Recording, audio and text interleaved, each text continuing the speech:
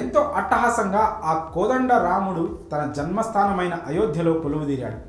చాలా అంగరంగ వైభవంగా ఆ బాలరాముని విగ్రహ ప్రాణప్రతిష్ఠ కార్యక్రమం ప్రధాని నరేంద్ర మోదీ చేతుల మీదుగా జరిగింది.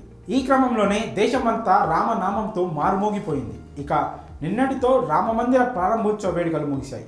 ఇదిలా ఉంటే అయోధ్యలో రాముడి గుడి నిర్మాణం, బాలరాముని ప్రాణప్రతిష్ఠ వేడుకలు పూర్తయిన సందర్భంగా ప్రముఖ ఆర్కియాలజిస్ట్ కేకే మహమ్మద్ సంచలన వ్యాఖ్యలు చేశారు.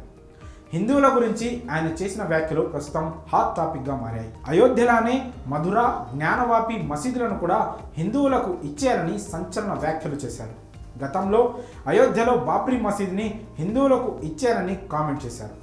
రామమందిర నిర్మాణంలో కేకే మహమ్మద్ పాత్ర కీలకంగా ఉందని చెప్పవచ్చు. ఎందుకంటే ప్రస్తుతం అయోధ్యలోని రామమందిరం ఉన్న స్థానంలో బాబ్రీ మసీదు ఉండేది.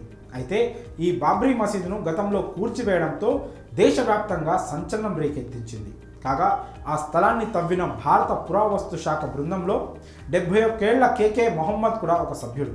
కానీ బాబ్రీ మసీదు కూల్చివేయడం ఒక పురావస్తు శాస్త్రవేత్తగా తనను ఎంతగానో దిగ్భ్రాంతికి గురి చేసిందని పేర్కొన్న సంగతి తెలిసింది.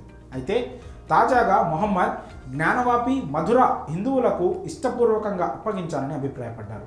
ఇప్పుడు అయోధ్యలోనే మధురలో ఉన్న శ్రీకృష్ణ జన్మస్థలాన్ని, అలాగే కాశీలోని జ్ఞానవాపి ప్రాంతాలను హిందువులకు ఇచ్చారని మొహమ్మద్ ముస్లింలకు సూచించారు.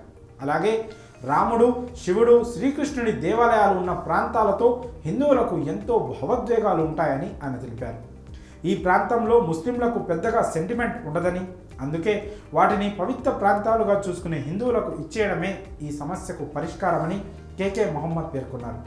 ప్రస్తుతం ఆయన చేసిన వ్యాఖ్యలు దేశవ్యాప్తంగా సంచలనం రేపుతున్నాయి. మరి హిందువుల విశ్వాసాలను గౌరవిస్తూ మొహమ్మద్ చేసిన వ్యాఖ్యలపై మీ అభిప్రాయాలను కామెంట్స్ రూపంలో తెలియజేయండి.